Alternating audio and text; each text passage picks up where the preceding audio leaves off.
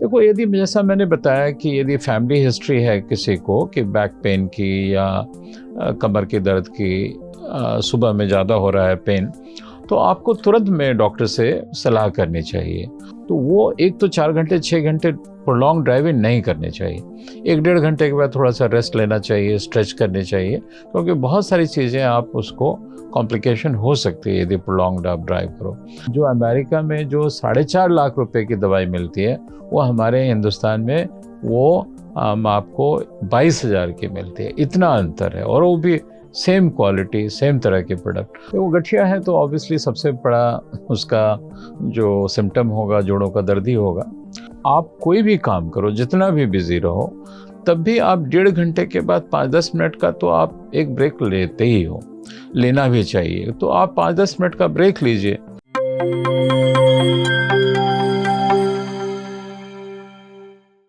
नमस्कार, मैं हूं कोमल राव। एनजेपी के मंच पर आज हमारे साथ मौजूद हैं देश के जाने माने चिकित्सक डॉक्टर इंद्रजीत अग्रवाल। सर, सबसे पहले आपका स्वागत है। Thank you.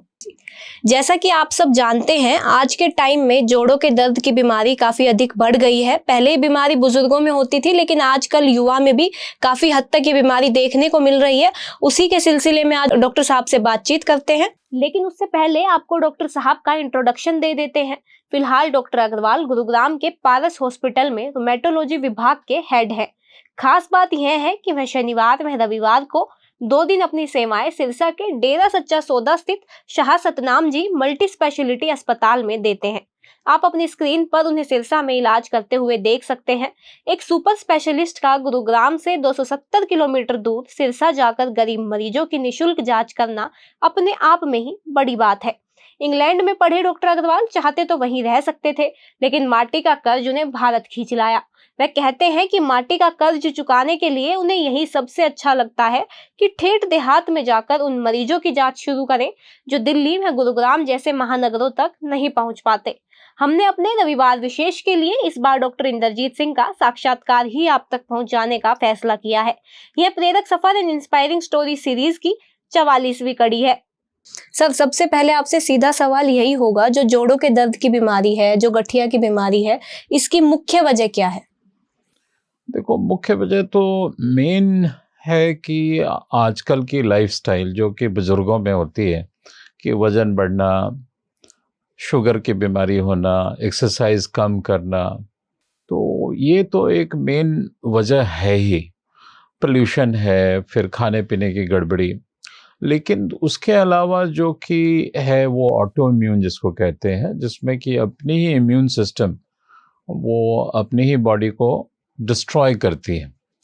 तो वो एक बहुत बड़ा कारण है, और वो तरह की जो गठिया होती है वो ज़्यादा डेंजरस है। ऐसे तो गठिया बहुत सारी चीज़ों से भी हो सकती है, लेकिन मान के चलिए कि यही 2 मुख्य कारण है। एक तो हो गया हमारे लाइफस्टाइल, जिसमें कि वज़न बढ़ना, शुगर की बीमारी होना, लैक ऑफ एक्सरसाइज हो गई, ओल्ड एज हो गया, और दूसरी है उसको ऑटो इम्यून डिजीज़ में आप मान लीजिए, उसके वजह से होता है। तो इसका पहले से पता कैसे चल सकता है कि शुरुआती सिम्टम्स क्या होते हैं इस बीमारी के? वो गठिया है तो ऑब्वियसली सबसे बड़ा उसका जो सिम्टम होगा, जोड़ों का दर्द ही होगा। लेकिन जोड़ों का दर्द है वो सुबह में मान लीजिए ज़्यादा होता है, स्टिफनेस ज़्यादा होती है, बुखार जैसा लगता है, कमजोरी होती है, खून की कमी होती है। तो ये सब थोड़े अलार्मिंग सिम्टम्स हैं जो धीरे धीरे हो रहा है, जो ओल्ड एज में हो रहा है। तो आपको पता ही है कि हम लोग सारे हर चीज़ धीरे धीरे हमारी डिस्ट्रॉय होती है बॉडी, तो वो उतना ज़्यादा डेंजरस नहीं है। लेकिन ये सब जो सिम्टम्स हैं कि जिसमें कि खून की कमी हो गई, बुखार हो गया, हरारत हो गई, वज़न का गिरना, जोड़ों का बहुत ज़ोर से सूजन, एकाएक तकलीफ बढ़ना, तो वो सब तुरंत में डॉक्टर को उससे सलाह करनी चाहिए, रोमेटोलॉजिस्ट से। प्रिकॉशंस क्या क्या ले सकते हैं हम? देखो, प्रिकॉशन तो है कि सबसे पहला है कि आप अपने आप को फिट रखिए, खाने पीने का ध्यान रखिए, एक्सरसाइज कीजिए। जहाँ तक हो सके आप ये सब चीज़ पे ध्यान देंगे, चाहे योगा हो, चाहे कोई भी फॉर्म ऑफ एक्सरसाइज है, आप यदि डेली रूटीन में करेंगे तो आप अपने आप को एक तो सुधार कर रहे हैं, बॉडी फिट है, पॉजिटिव है, तो उसी से आपकी आधी बीमारी तो ऐसे ही गायब हो जाएगी। जो आधी बची हुई बीमारी है उसमें तो हम लोगों का एक रोकथाम, दवाइयाँ, उसको ठीक से मॉनिटर करना, सही वक्त पे सही इन्वेस्टिगेट करना, सही तरीके से उसको इलाज करना, वो फिर होता है। लेकिन सबसे ज़रूरी है कि अपने आप को फिटनेस बढ़ाना, एक्सरसाइज करना, खान पीन का ध्यान रखना, डायबिटीज़ जिससे कि नहीं हो जाए उसका पूरा प्रयत्न करना। देखो कुछ लोगों को तो टाइप 1 डायबिटीज़ होती है, वो तो अलग की बात हो गई। लेकिन जो अक्सर टाइप 2 डायबिटीज़ है, जिसका कि हम लोग कहते हैं कि इंडिया कैपिटल बनता चला जा रहा है, तो वो सब जो है हम लोगों की लाइफ़स्टाइल से जुड़ी हुई है, उसको हमें अवॉइड करना है। आजकल कुछ लोगों को हम देखते हैं कि उनकी कमर 90 डिग्री एंगल में झुक जाती है और वो कमर झुका के चलते हैं। उस बीमारी की क्या वजह है? देखो वो बीमारी तो 2-3 कारण से हो सकती है मुख्यतः, लेकिन जो बीमारी में काफ़ी जो झुक जाते हैं उसका हम लोग कहते हैं एंकिलोजिंग स्पॉन्डिलाइटिस, और जो नया नाम है उसको कहते हैं स्पॉन्डिलोआर्थराइटिस। तो उसमें HLA-B27 जो एक जीन्स का टेस्ट होता है, वो एक इम्पॉर्टेंट कारण है। उसमें होता क्या है कि वो सुबह-सुबह कमर का दर्द हो जाना, वो यंग एज में होता है। यूजुअली मेल्स में ज़्यादा होता है, फीमेल्स में थोड़ा कम होता है, और वो सुबह में बहुत ज़्यादा तकलीफ़ होगी, स्टिफनेस होगा। तो यदि सुबह में यदि किसी को कमर में दर्द हो रहा है और वो 2-4 घंटे के बाद थोड़ा बेहतर हो जा रहा है, या गर्म पानी से नहा लिया, एक्सरसाइज कर लिया तो बेहतर हो जा रहा है, तो उसमें हम लोगों को एंकिलोजिंग स्पॉन्डिलाइटिस के बारे में सोचना चाहिए। अब बहुत सारी चीज़ें हैं, जैसे कि उम्र है, फिर फ्रैक्चर हो गया स्पाइन में बोन का, या और आर्थराइटिस हो गई स्पाइन की ओल्ड एज की वजह से, तो वो सब भी एक कारण हो सकता है। तो इसलिए आपने देखा होगा, आपने ज़रूर मार्क किया होगा कि हम लोग बहुत सारे मरीजों को देखते हैं जो एकदम झुक से गए हैं। तो उसमें आपको, वो हम लोगों को नहीं चाहिए, उससे हम लोगों को लड़ाई करनी है, भिड़ना है, जिससे कि उस तरह के स्टेज में पेशेंट नहीं पहुंच जाए। तो हम लोगों को, इसलिए मैंने कहा कि जो कि ठीक हो सकता है, जो एंकिलोजिंग स्पॉन्डिलाइटिस की बीमारी, यदि आप एक्सरसाइज करें, डॉक्टर से मिलें, सही समय पर दवाई दें, तो फिर वो बीमारी बहुत हद तक कंट्रोल में रहती है। तो किस स्टेज में डॉक्टर से कंसल्ट कर लेना चाहिए? देखो यदि, जैसा मैंने बताया कि यदि फैमिली हिस्ट्री है किसी को कि बैक पेन की या कमर के दर्द की, सुबह में ज़्यादा हो रहा है पेन, तो आपको तुरंत में डॉक्टर से सलाह करनी चाहिए।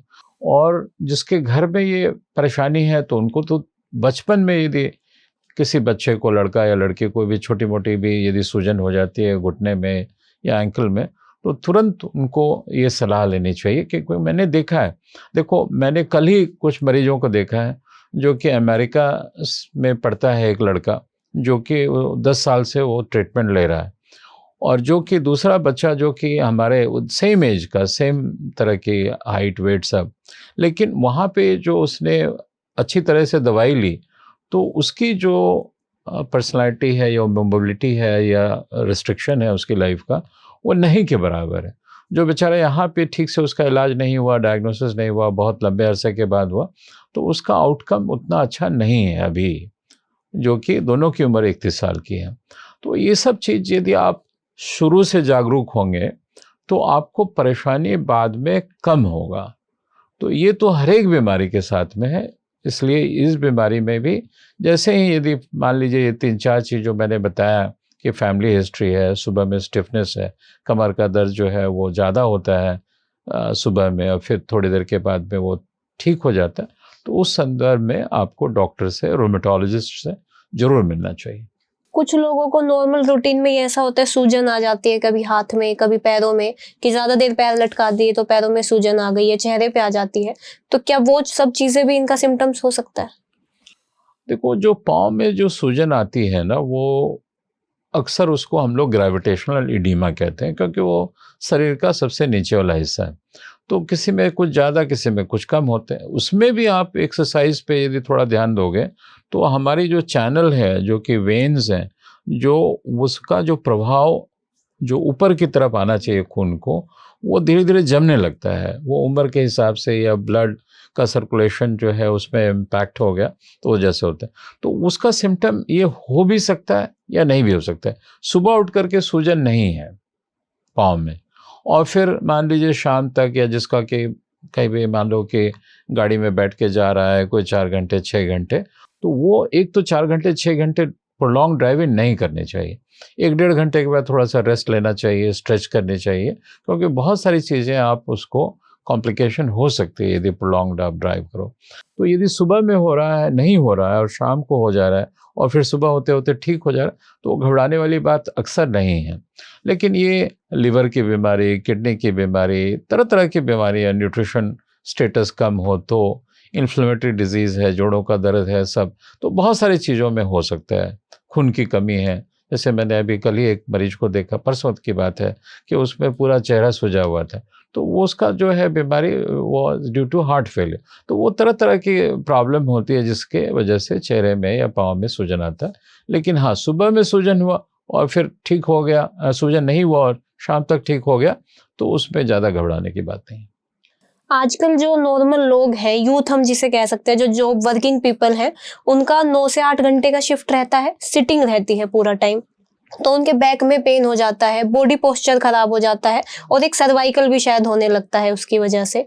तो इन सब चीज़ों पे कंट्रोल कैसे कर सकते हैं? क्योंकि बैठना तो है ही। नहीं, बैठना तो ज़रूर चाहिए, लेकिन मैं इस मामले में एकदम ही मैं लोगों को बताता हूँ कि देखो, आप कोई भी काम करो, जितना भी बिज़ी रहो, तब भी आप डेढ़ घंटे के बाद 5-10 मिनट का तो आप एक ब्रेक लेते ही हो, लेना भी चाहिए। तो आप 5-10 मिनट का ब्रेक लीजिए और पोस्चर को बहुत अच्छा रखना चाहिए। तो उसमें आपकी जो सीट होनी चाहिए वो आपकी हाइट और उसके अनुसार होनी चाहिए कि कितना है। फिर उसी तरीके से आप जब पोस्चर रखते हो तो पीछे यदि बहुत देर तक बैठना है तो पीछे एक बैक सपोर्ट होना चाहिए। तो ये सब यदि आप छोटी-छोटी चीज़ों का ध्यान रखेंगे कि आपका जैसे कि लाइट का सोर्स सामने की तरफ से है, आपकी टेबल इतनी उसकी ऊंचाई कितनी है, आपके जो हाइट के अनुसार से एडजस्टेड है, आपकी सीट एडजस्टेड है, बैक रेस्ट है, आप बीच-बीच में 1 डेढ़ घंटा 2 घंटे के बाद 5-10 मिनट का ब्रेक ले रहे हैं, स्ट्रेच कर रहे हैं अपने आप को, तो वो आपका एक हेल्दी लाइफ़स्टाइल रहेगा और उससे आपकी एफिशिएंसी भी बढ़ेगी काम की, और आपका जो लॉन्ग टर्म कॉम्प्लिकेशंस होता है जो कि एक जगह पे रहने का, बैठने का, उस तरीके से उससे भी आपको प्रॉब्लम से कम, आपको दवाई भी कम खानी पड़ेगी, सब कुछ ठीक रहेगा। मैं अक्सर देखता हूँ ख़ास करके बच्चों को कि वो लोग बड़े ऑकवर्ड तरीके से वो लोग बेड पे बैठ कर के पढ़ाई करते हैं और फिर मेरे पास आते हैं कुछ कि दर्द हो गया ये वो। लेकिन उसमें आप यदि उसको बोलो कि भाई विटामिन डी, B12, पोस्चर, ये सब पे ध्यान दें, तो उसमें ही 90% प्रॉब्लम आपकी सॉल्व हो जाती है। जो ये सब बीमारी है, इसमें फिजियोथेरेपी कितनी कामयाब है? देखो, फिजियोथेरेपी एकदम हर एक चीज़ में, देखिए ये आपको, जैसे मैंने आपको पहले थोड़ी देर पहले ज़िक्र किया कि आपको अपने लाइफ़स्टाइल पे ध्यान देना चाहिए, खान-पान पे ध्यान देना चाहिए, एक्सरसाइज़ करना चाहिए। फिर आपको यदि कोई भी प्रॉब्लम होता है तो उसकी डायग्नोसिस ज़रूरी है और डायग्नोसिस डॉक्टर करता है। उसके बाद हम लोगों का जो सपोर्टिव रोल है, वो हम लोगों का फिजियोथेरेपिस्ट का है या एक्सरसाइज थेरेपी जो भी कह लीजिए उसका है, तो वो सपोर्टिव रोल में है। तो उसका क्या है, मेन मुद्दा ये है कि हमें पेशेंट को जल्दी से जल्दी ठीक करना है। दूसरा है कि हमें पेशेंट को एक तरीके से समझाना है कि आप ये एक्सरसाइज करें, आपके लिए अच्छा रहेगा। तीसरा है कि आपको दवाई, मान लीजिए इतनी दवाई लेने की ज़रूरत है, तो आप दवाई की मात्रा को घटा सकते हैं, तो उससे पेन कंट्रोल भी हो जाएगा। तो जब भी हम लोग कोई भी चीज़ को देखते हैं, तो वो ट्रीटमेंट का एक इम्पॉर्टेंट पहलू है फिज़ियोथेरेपी। आजकल देखिए फिज़ियोथेरेपी बहुत डेवलप हो गई है, तो आपकी मान लीजिए कि न्यूरो इंटरवेंशन के बाद की फिज़ियोथेरेपिस्ट अलग होती है, जो स्पोर्ट्स में रहते हैं उन लोगों की फिज़ियोथेरेपी अलग होती है। तो मेरे कहने का मतलब है कि वो भी हाईली स्पेशलाइज्ड हो गया है और उस तरह की फैसिलिटी यदि हमारे पास में है और फिज़ियोथेरेपिस्ट अच्छे हैं, तो वो बहुत एक इम्पॉर्टेंट रोल प्ले करते हैं किसी भी पेशेंट के रिहैबिलिटेशन में या इम्प्रूवमेंट में जो आउटकम आता है उससे डेफिनेटली अच्छा होता है यदि फिजियोथेरेपिस्ट सही वक्त पे सही तरीके से उसका इलाज करे तो। डॉक्टर साहब, रूमेटॉइड आर्थराइटिस ये भी एक बीमारी आजकल काफी लोगों में देखने को मिल रही है, तो इसका थोड़ा सा लोगों को बताइए। देखो, आपने ये जो सवाल पूछा ये मेरे जहन में था कि मैं इसके बारे में कुछ बताऊं, क्योंकि देखिए रूमेटॉइड आर्थराइटिस एक ऐसी बीमारी है जो कि ऑटो इम्यून डिजीज़ का एक पार्ट है। तो उसमें छोटे बच्चों को भी हो सकता है, टीनेज लड़कियों को भी हो सकता है, पोस्ट प्रेगनेंसी भी हो सकता है, और हम लोग इस बीमारी को छोटी अवस्था से लेकर के वृद्धावस्था के बीच में कभी भी देख सकते हैं। इसमें जो मैंने आपको पहले भी बताया कि इसमें जो मेन सिम्टम होती है वो एकाएक जोड़ों का दर्द सूजन के साथ में, और साथ में पूरा जो है वो जोड़ स्टिफ हो जाता है। यदि ये बीमारी खतरनाक होती है, इसमें शुरू में आपने इलाज ठीक से कराया और इसमें लंबा इलाज चलता है, इसमें बहुत सारी कॉम्प्लिकेशंस हो सकती है। तो मैं बार बार यही बताता हूँ मरीज को जब भी देखता हूँ इस तरह का, कि आपको लगातार दवाई खानी है, छोड़ नहीं देना है, आपको अपने आप को फिट तो रखना ही है, साथ में आपको फिजियोथेरेपी की कभी कभी ज़रूरत पड़ेगी, कभी कुछ और चीज़ की ज़रूरत पड़ेगी। हमेशा रेगुलरली डॉक्टर्स के टच में रहें। सबसे अच्छी बात यह है कि आजकल इसकी दवाइयाँ बहुत अच्छी हैं। पहले के ज़माने में जब मैंने रूमेटोलॉजी में अपना शुरू किया करियर, लगभग 30-35 साल पहले, तो उस समय उतनी अच्छी इलाज थी नहीं। बड़ा दुख होता था कि बहुत सारे पेशेंट्स को देख करके कि वो हमारे आँख के सामने खाली स्टेरॉयड और स्टेरॉयड को कॉम्प्लिकेशन से वो उनकी हालत ख़राब हो जाती थी। इसमें किडनी का फेल होना, लिवर ख़राब होना, मसल्स का वीकनेस होना, आँखों में प्रॉब्लम, किडनी में प्रॉब्लम, सब तरह की कॉम्प्लिकेशन, लंग्स की प्रॉब्लम हो सकती थी। लेकिन आजकल यदि आप पहले डायग्नोस कर लो, कैसे डायग्नोस करोगे? ब्लड टेस्ट से या एक्सरे से, एमआरआई से, और आप उसका तुरंत में इलाज शुरू कराओ, लंबे अरसे तक इलाज लो, फिर डॉक्टर से मिलो टाइम पे, रूमेटोलॉजिस्ट से, जो कि आपकी जो भी कॉम्प्लिकेशन हो सकती है बीमारी का वो पहले पता चल जाए और उसका समुचित इलाज हो जाए। तो आजकल इंडिया में हमारी बहुत एक अच्छी फार्मा इंडस्ट्री है जो बहुत कम पैसे में, मैं आपको एक उदाहरण के तौर पे बताता हूँ कि जो अमेरिका में जो 4.5 लाख रुपए की दवाई मिलती है, वो हमारे हिंदुस्तान में वो आपको 22,000 की मिलती है। इतना अंतर है, और वो भी सेम क्वालिटी, सेम तरह के प्रोडक्ट। तो हमारी जो फार्मा इंडस्ट्री है वो मेक इन इंडिया का जो कुछ दिन पहले कॉन्सेप्ट था और अभी भी चल रहा है, तो उसकी वजह से हम लोग बहुत अच्छी क्वालिटी की दवाई बहुत बहुत सस्ते में बना सकते हैं। हालांकि आप बोलोगे कि 22,000 फिर भी तो हमारे लिए ज़्यादा है, लेकिन ये धीरे धीरे और कम होगा इसका जो प्राइस है।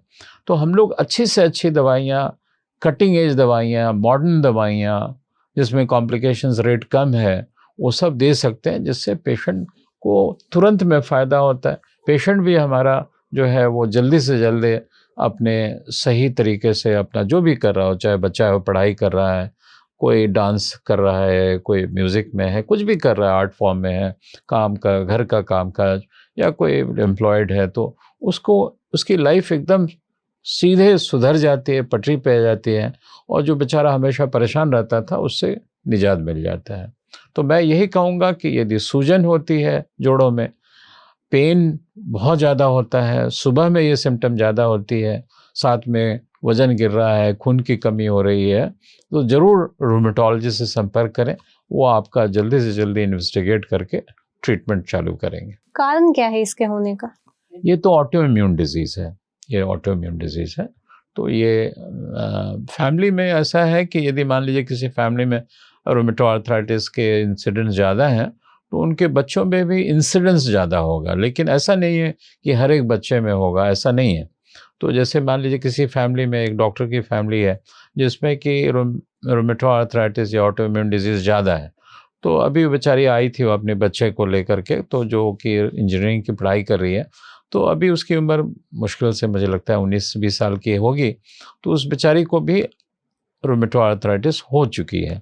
तो अभी हम लोग उसको बस देखा है 2-4 दिन पहले, तो उसको भी ट्रीटमेंट चालू करेंगे। तो मेरे कहने का मतलब है कि ये ऑटोइम्यून डिजीज़ है, जिसका कोई कारण नहीं है समझ में आता। दूसरा है कि ये जिस परिवार में ज़्यादा होता है, उसमें लोगों को जागरूक रहना चाहिए कि आपकी डायग्नोसिस जल्दी हो, तो उसका ट्रीटमेंट भी जल्दी शुरू हो। ल्यूपस भी एक बीमारी है, उसके बारे में भी ज़रा बताइए। देखो, ये लूपस जो है ना, हमारे नॉर्थ इंडिया में, ये थोड़ा मुझे लगता है कि उतना अनकॉमन नहीं है। ऐसे तो उसकी इंसिडेंस थोड़ी कम है, लेकिन है ये बहुत खतरनाक बीमारी लूपस। तो उसमें मुख्यतः जो लड़कियों में ज़्यादा होता है, ये आपकी यदि धूप में चलेंगे तो उसमें चेहरे पे तुरंत में फोटो सेंसिटिविटी उसको कहते हैं कि तुरंत में स्किन बर्न हो जाएगी, बहुत ज़्यादा रेडनेस हो जाएगा। फिर मुंह में छाले पड़ना, कमजोरी लगना, बुखार हो जाना, बुखार का कारण नहीं पता चल रहा है, 10 दिन हो गए, 20 दिन हो गए, पता ही नहीं है कि क्या कारण है। फिर बुखार हुआ, ठीक हो गया।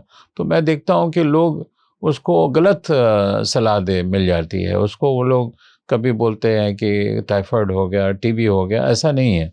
तो उसमें आप यदि ठीक से इलाज कराएं, तो उसमें तुरंत में उसका एक टेस्ट होता है, उसको कहते हैं एंटी न्यूक्लियर एंटीबॉडी। उसका टेस्ट पहले करें और कुछ उसके बाद फिर दूसरी टेस्ट करें, क्योंकि ये बीमारी इतनी खतरनाक है कि ये बहुत एक प्रॉब्लम खड़ा कर सकता है, वो भी कम एज में। मैं कुछ बच्चों को देखता हूँ, कुछ लड़कियों को देखता हूँ, जिसकी की उम्र लगभग सोचिए कि 8, 9, 10 साल है, उसका प्लेटलेट 5000, 6000 गिर गया है, खून की कमी हो गई है, किडनी अफेक्टेड हो गया उस उम्र में भी। लेकिन सबसे अच्छी बात है कि मैं अभी गया हुआ था एक बिहार में एक जगह है भागलपुर, तो मेरी बचपन की स्कूलिंग वहाँ हुई है, तो मैं वहाँ गया। तो वहाँ पे जो कुछ मरीज आते हैं वहाँ से दिखाने के लिए, तो मैंने उनको बोला कि मैं आ रहा हूँ। तो वो कुछ पेशेंट आए मेरे से मिलने के लिए वहाँ पे। तो मुझे देख के इतना अच्छा लगा कि जो बच्ची एक व्हीलचेयर में थी 7-8 साल की, वो एकदम इतनी बुरी हालत में थी। वो इतना अब टीनेजर हो गई है, बहुत अच्छे से ड्रेसअप करके भी आई थी। तो मुझे इतनी खुशी हुई देख करके कि वो अब नॉर्मल हो गया, उसका किडनी फंक्शन नॉर्मल हो गया, उसका खून नॉर्मल हो गया, वो अपना ज़िंदगी ठीक से जी रही है, कम उम्र की है। तो ये आपको उस एज में आपने यदि उस बीमारी को पकड़ लिया, उसके बाद फिर उसका समुचित इलाज कर दिया, तो इतना अच्छा लगता है, इतना ग्रैटिफाइंग और इतना सैटिस्फाइंग लगता है कि आपने शायद उसके लिए कुछ किया, है ना? तो मैं तो समझता हूँ कि एसएलई की जो बीमारी है, उसको जितना जागरूकता आप फैला सकें रूमेटॉइड आर्थराइटिस के बारे में, एसएलई के बारे में, एंक्लोजिंग स्पॉन्डिलाइटिस के बारे में, तो ये सब ज़्यादा अच्छा रहेगा, क्योंकि इसका इलाज अच्छा है, कम उम्र में होता है। और इससे हम लोग यदि पेशेंट को छोड़ देते हैं, उसका इलाज नहीं करते, तो फिर वो बहुत मुश्किल हो जाता है मरीज के लिए। धन्यवाद डॉक्टर साहब, आपने हमें समय दिया। Thank you ji.